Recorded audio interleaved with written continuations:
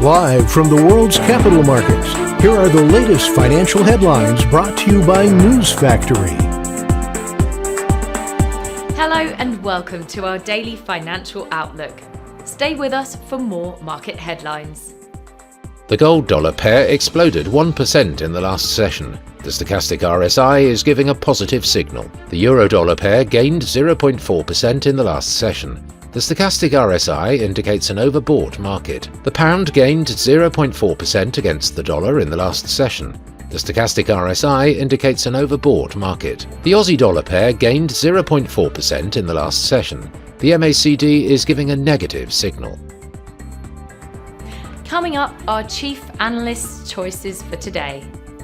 US stocks were mostly lower in a choppy session following soft manufacturing sector data, and as a glitch on the NYSE briefly caused trading halts in several countries. Australia's first spot Bitcoin exchange-traded fund, which holds the asset directly, is set to launch for trading when markets open today. The monochrome Bitcoin ETF will begin trading at markets open on the Cboe Australia exchange. GameStop shares jumped around 30% on Monday after the stocks influencer known as Roaring Kitty returned to Reddit with a post showing a $116 million bet on the embattled video game retailer.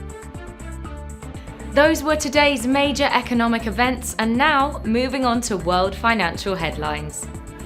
Japan's labour cash earnings will be released at 23:30 GMT. The US factory orders at 14 GMT. Australia's current account balance at 1:30 GMT. Spain's unemployment change will be released at 7 GMT. Japan's 10Y bond auction at 3:35 GMT. Germany's unemployment rate at 7:55 GMT. We hope that you've enjoyed Tuesday's financial report. On behalf of all of us here, we wish you a productive trading day. Be sure to join us tomorrow morning for the latest news and events from the financial markets.